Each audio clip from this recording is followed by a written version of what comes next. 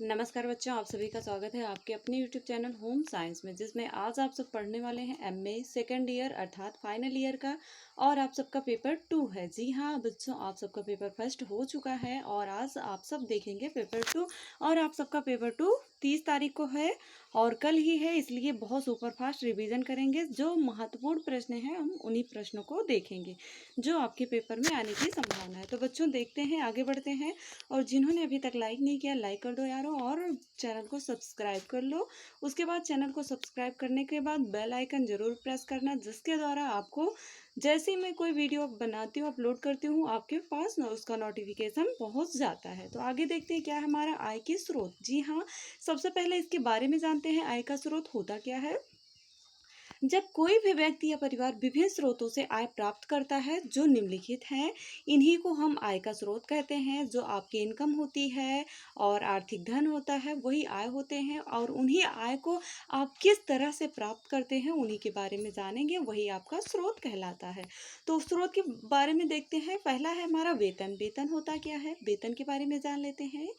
आय के स्रोत में वेतन शब्द का अर्थ होता है कि बहुत हल्के से लिया जाता है, किंतु हमारे मानसिक श्रम के बदले में निश्चित समय में प्राप्त होता है, ये वह वेतन होता है।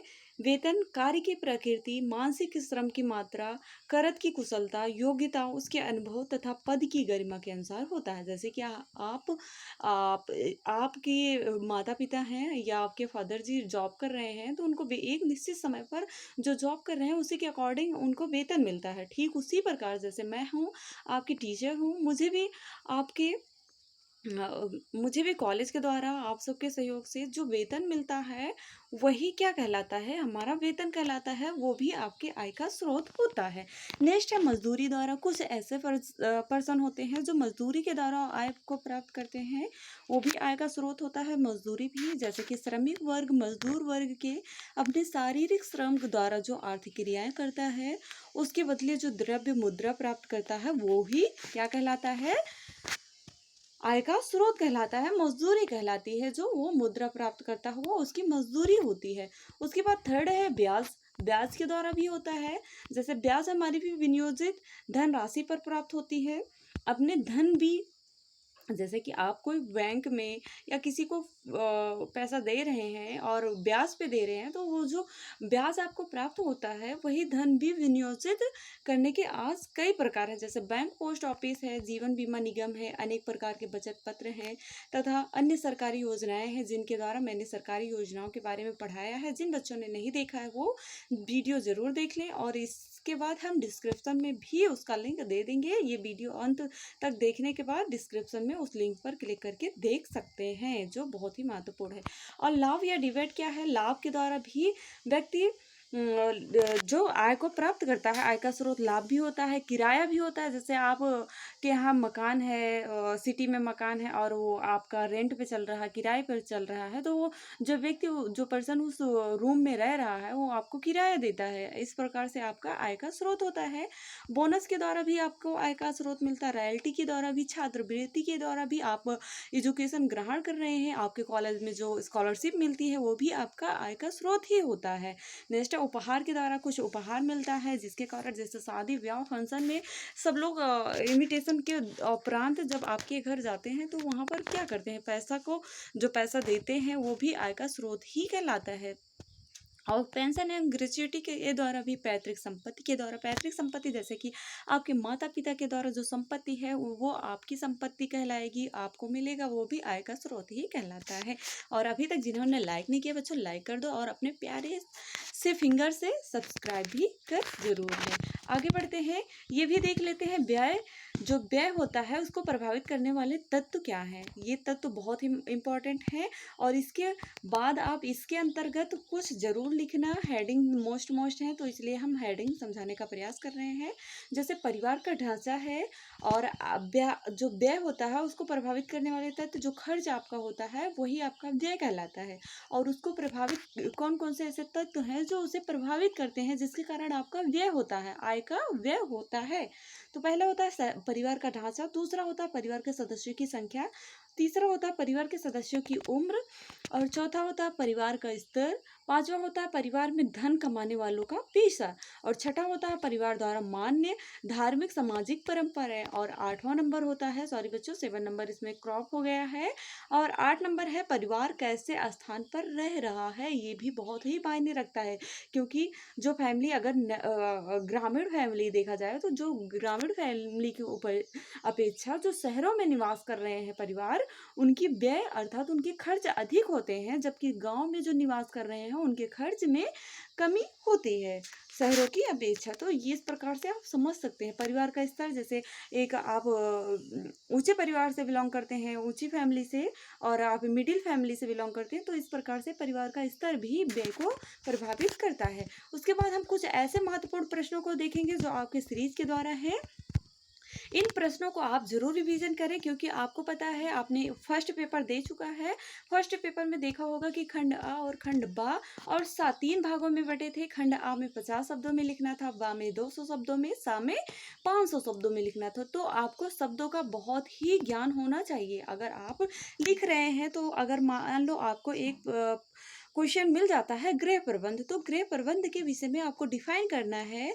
तो डिफाइन करने के लिए आपको कुछ ऐसे वाक्यों का प्रयोग करना पड़ेगा, ऐसे शब्दों का प्रयोग करना पड़ेगा, तभी तो आपका जो 50 शब्दों में पूर्ण होगा। तो इसलिए इन शब्दों को आप गौर से ध्यान से समझने का प्रयास करें।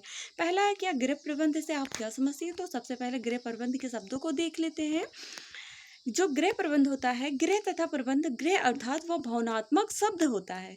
क्या होता है, जो इमोशन से संबंधित होता है, भावनाओं से संबंधित होता है, जिसका हमारे दिल से संबंध होता है। किससे होता है, हमारे हार्ट से संबंध होता है। गृह का अर्थ होता है मनुष्य के पास एक मकान होता है। आप सबको पता है हर एक व्यक्ति के पास मकान होता है, जो ईंट पत्थर सीमेंट लोहे से बनता है। ये जाहिर सी बात है, ईंट पत्थर और लोहे से ही बनेगा मकान। इसके उपरांत यदि इस मकान को हमारी भावनाएं, जो हमारा इमोशन है, जो हमारा प्रेम है, भावनाएं हैं, वो अगर इसे इस मकान में व्यक्तियों के साथ रह रहे हैं, गृह का रूप देती हैं। जो हमारी भावनाएं होती हैं वही हमारे गृह का रूप देती हैं। मकान तो बन जाता है, लेकिन भावनाओं के द्वारा ही गृह बनता है। मकान में रहने वाले परिवार के लोगों के स्नेह, प्रेम, श्रद्धा, सहानुभूति, व्यवहार उन्हें आपस में बांधकर बेजान मकान को घर में बदलती हैं। गृह संबंध, जो गृह शब्द होता है बच्चों, यदि हमारी भावनाओं से जोड़ा जाए तो प्रबंध मस्तिष्क से किया जाता है। गृह जो होता है हमारी भावनाओं से जुड़ा होता है, जबकि हमारा प्रबंध जो होता है हमारी मस्तिष्क से जुड़ा होता है। ये दो शब्द दो विपरीत चीजों से जुड़े होते हैं, एक तो हृदय से और दूसरा मस्तिष्क से।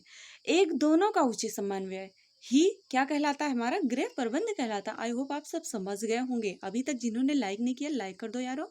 उसके बाद प्रबंध किसी भी कार्य को करने की वह विधि होती है जिस विधि द्वारा हम विशेष परिस्थितियों में अपने पास उपलब्ध साधनों का प्रयोग इस प्रकार करते हैं कि हम अपनी तथा परिवार की अधिकतम आवश्यकताएं पूर्ण कर सकें।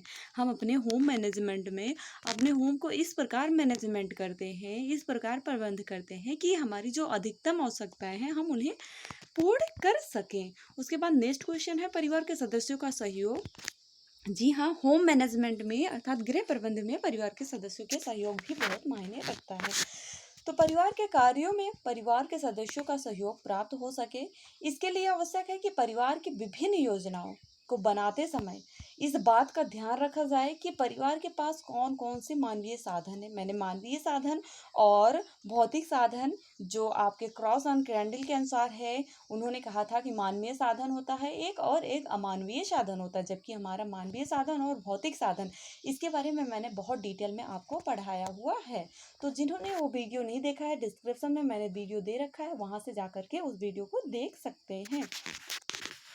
और जब परिवार के पास कौन कौन से मानवीय साधन उपलब्ध हैं ताकि परिवार के प्रत्येक सदस्य को परिवार की योजनाओं को पूरा करने के लिए उसमें भाग लेने का अवसर मिले, ताकि वे उन योजनाओं को अपनी समझ सकें, अपना समझ सकें। जो योजनाएं हैं फैमिली के द्वारा जो योजनाएं बनाई जा रही हैं उनके बारे में अगर फैमिली के प्रत्येक व्यक्ति को जानकारी होगी तभी वो तो समझ सकेंगे उन योजनाओं को।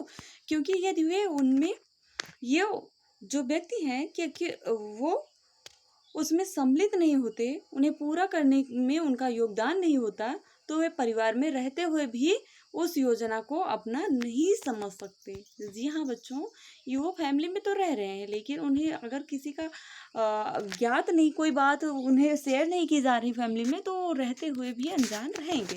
ओके, नेक्स्ट हमारा व्यय में प्रतिस्थापन के नियम, बहुत ही इंपॉर्टेंट प्रश्न है व्यय में प्रतिस्थापन का नियम। आई होप आपके पेपर में भी आएगा।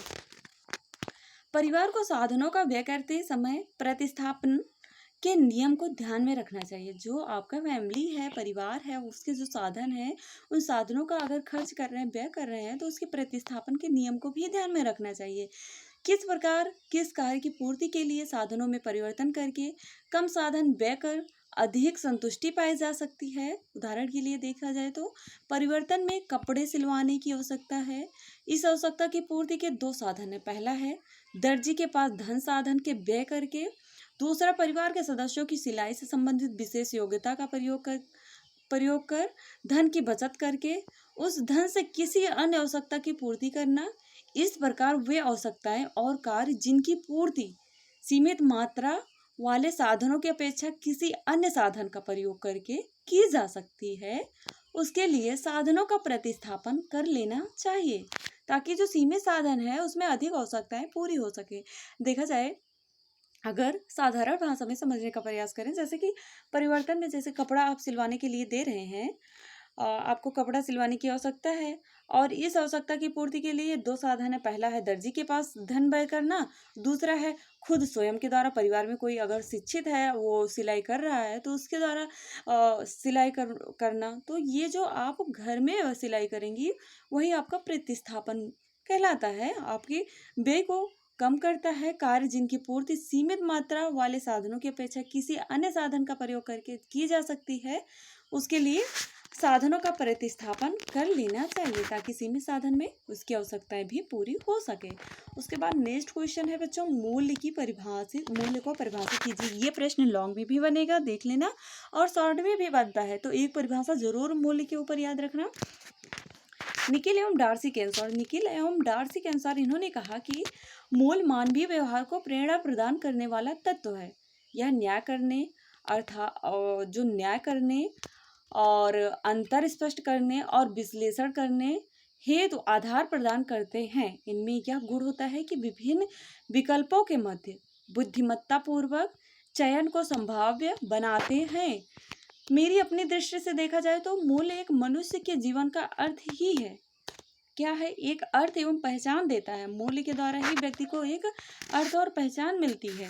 मूल्य मनुष्य को विभिन्न विकल्पों के बीच चुनाव करने तथा कार्य करने के लिए सही तरीके के संबंध में निर्देशित करते हैं, क्योंकि जब ऐसा होता है तभी एक व्यक्ति की क्रियाएं स्वयं उसके परिवार, समाज तथा राष्ट्र के लिए कल्याणकारी हो सकती है। उसके बाद नेक्स्ट क्वेश्चन है लक्ष्यों के प्रकार। बहुत ही महत्वपूर्ण है लक्ष्यों के प्रकार। जितने प्रश्न है सारे वेरी इंपॉर्टेंट प्रश्न है, इन्हें जरूर देख लेना, पूरा रिवीजन करना और वीडियो को अंत तक जरूर देखना बच्चों।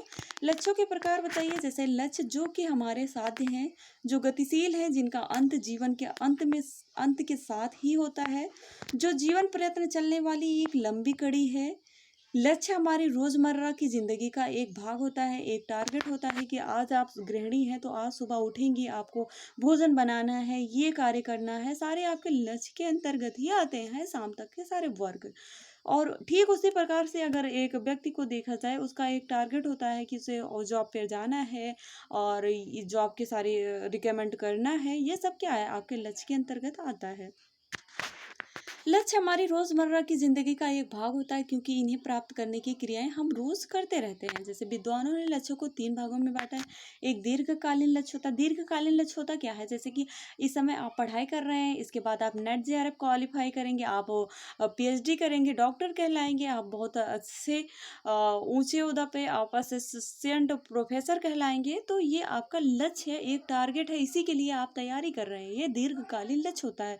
जबकि अल्पकालीन लक्ष्य होता है, अल्पकालीन जैसे कि आप एमए क्वालिफाई करने के बाद किसी प्राइवेट कॉलेज में आप पढ़ाने लगेंगे, तो ये भी आपकी अल्पकालीन लक्ष्य होता है। और मध्य अंत लक्ष्य भी होता है। और आप सब समझ गए होंगे लक्ष्य के प्रकार 3 हैं। उसके बाद स्तर की परिभाषा बताइए। समय बहुत कम है, इतना डिटेल नहीं जानेंगे, और आप सब बहुत मेहनत करके पेपर दें, जिससे आप सबका नंबर बहुत अच्छा बने। ओके, और अभी तक जिन्होंने लाइक नहीं किया बच्चों, लाइक तो अवश्य कर दिया करें। इस तरह की परिभाषा बताइए। जैसे मनुष्य की बहुत सी कल्पनाएं होती हैं। क्या होती हैं? मनुष्य की बहुत सारी कल्पनाएं होती हैं, पर जब तक वे कल्पनाएं प्रबल इच्छा का रूप धारण कर कार्य रूप में बदल नहीं जाती, तब तक वे हमारी कल्पनाएं ही रहती हैं, इमेजिन ही रहती हैं। जब जब वे कार्य रूप में बदल जाती हैं तो स्थिर हो जाती हैं। परिवार में होने वाले प्रत्येक कार्य के विषय में सामूहिक विचार विमर्श होता है।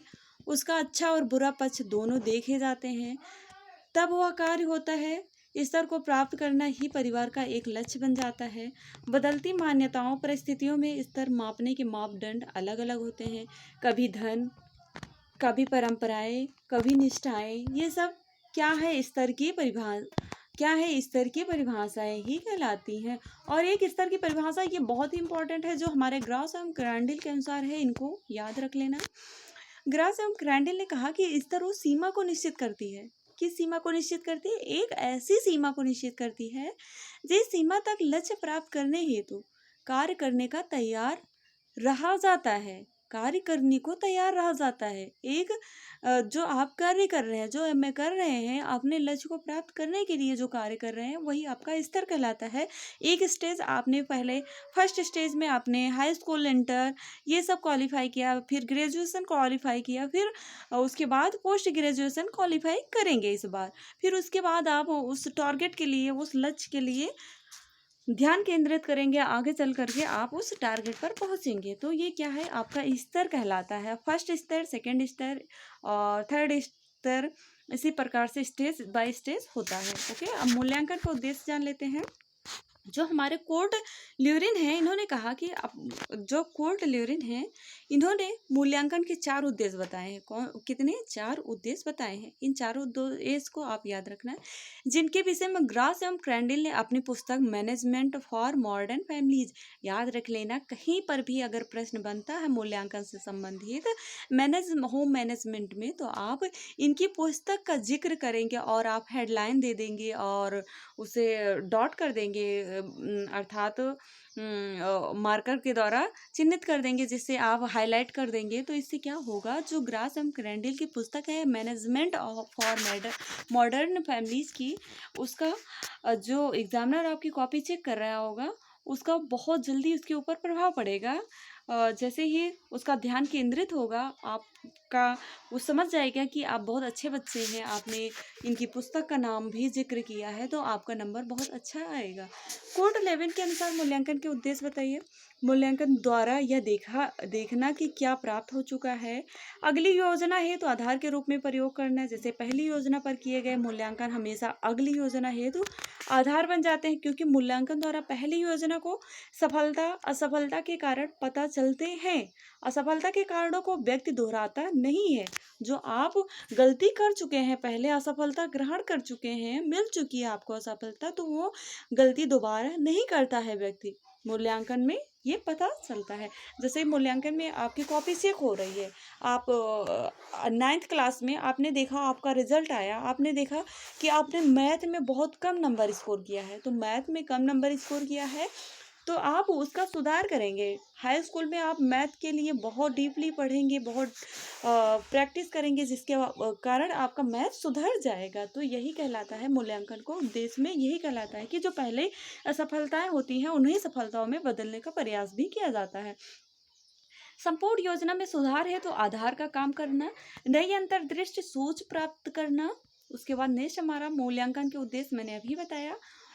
और फिर समय व्यवस्थापन से लाभ बताइए। जैसे समय व्यवस्थापन से लाभ, इसके बारे में देख लेते हैं। बहुत लाभ हैं, किंतु 3 लाभ जो महत्वपूर्ण हैं इन्हें देख लें।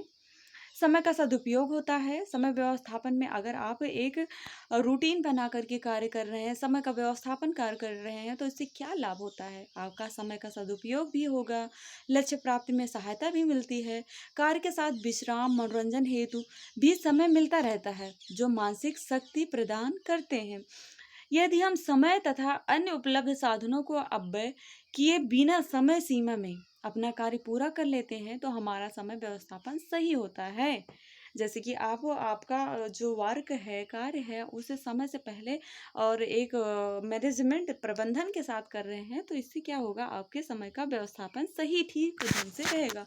उसके बाद नेक्स्ट क्वेश्चन है, शक्ति के मूल्य से क्या आशय है? शक्ति के मूल्य से क्या आशय है?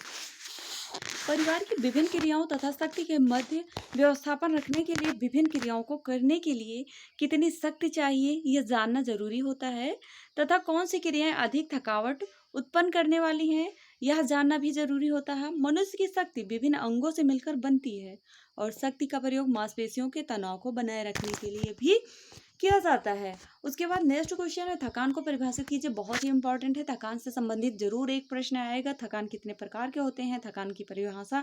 तो सबसे पहले थकान की परिभाषा देख लेते हैं।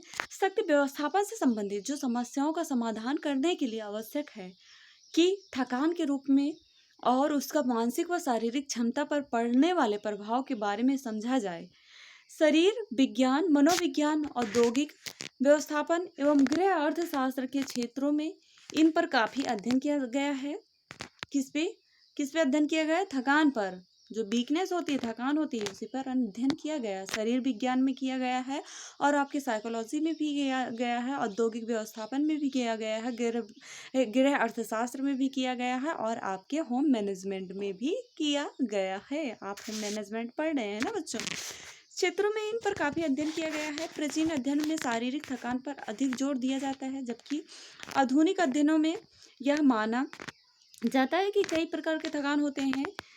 थकान के कारण और परिणाम मनोवैज्ञानिक थकान है। थकान को सरलता से परिभाषित नहीं किया जा सकता। जी हाँ, जैसे मानसिक थकान होता है, शारीरिक थकान होता है, थकान कई प्रकार के होते हैं। पूर्व में किए गए कार्य के कारण, जैसे थकान की शारीरिक अवस्था वह अवस्था होती है जिसमें वर्तमान कार्य को करने की हमारी योग्यता कम हो जाती है, या मनोवैज्ञानिक थकान वह स्थिति होती है जो कार्य की प्रकृति के परिणाम स्वरूप उत्पन्न होती है और हमारे उत्पादन में कमी करती है। उसके बाद हमारा नेक्स्ट क्वेश्चन आता है बच्चों, नेक्स्ट आता है अत्यधिक थकान पैदा करने वाले कार्य। ऐसे कौन से कार्य हैं आपके होम मैनेजमेंट में जिससे आपको अधिक थकान प्रदान होती है? तो देखते हैं कौन कौन से कार्य हैं। वे कार्य जो मनुष्य की रुचि तथा पसंद के अनुकूल होते हैं। अगर आप कोई भी कार्य कर रहे हैं, उसमें आप इंटरेस्ट नहीं ले रहे हैं, तो आपको थकान जरूर प्रदान होगी। आप थकान जरूर अनुभव करेंगे, क्योंकि आपको उस कार्य के लिए रुचि नहीं है तथा पसंद के अनुकूल होते हैं। उन कार्यों को करने में मनुष्य को कम थकान अनुभव होती है। अगर आप इंटरेस्ट के साथ कोई कार्य कर रहे हैं तो आपको थकान फील नहीं होगी। पर वे कार्य जो इच्छा के विरुद्ध होते हैं, मैंने अभी आपको समझा दिया है, वही है। वे हल्के होने पर भी थकान अनुभव करते हैं। जो आपकी इच्छा के विरुद्ध होते हैं, आप जिसमें इंटरेस्ट नहीं लेते हैं, वो अगर करते रहेंगे, दिन भर करते रहेंगे, सिर्फ 5 मिनट का कार्य होगा, तब भी आपको थकान फील होगी। गृहिणियों द्वारा की गई परिवारों की विभिन्न क्रियाओं के अध्ययन से स्पष्ट होता है कि बच्चों, घर की सफाई, सुरक्षा, कपड़े धोना, इस्त्री करना आदि ऐसी क्रियाएं हैं जिन्हें औसत गृहिणियां पसंद नहीं करती हैं। कौन कौन से कार्य गृहिणियां नहीं पसंद करती? घर की सफाई, सुरक्षा, कपड़े धोना, इस्त्री करना, ये सारे कार्य गृहिणियां नहीं पसंद करती हैं।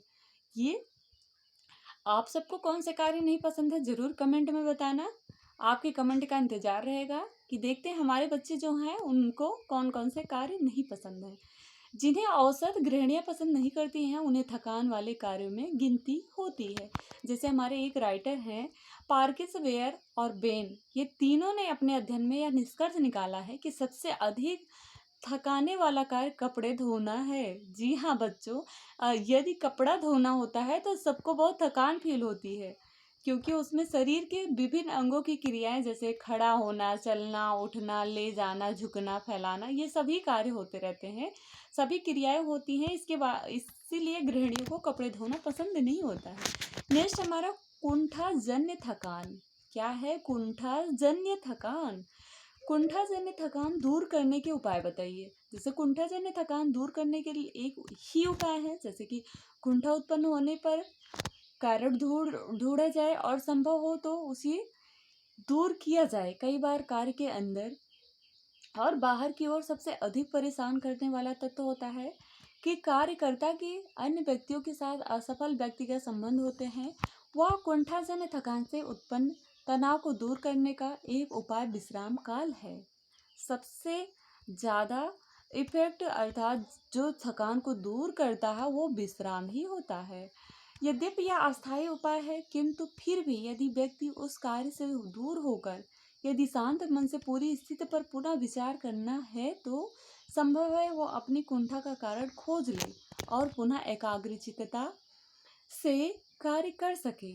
जिससे क्या हो, जैसे हिसाब लिखते समय बैलेंस न जो हिसाब लिख रहा है व्यक्ति उसका बैलेंस न मिलने पर यदि व्यक्ति विश्राम कर लेता है और पुनः अपना हिसाब निरीक्षण करता है तो वह अपनी गलती ढूंढ निकालता है और उस हिसाब में बैलेंस कर लेता है।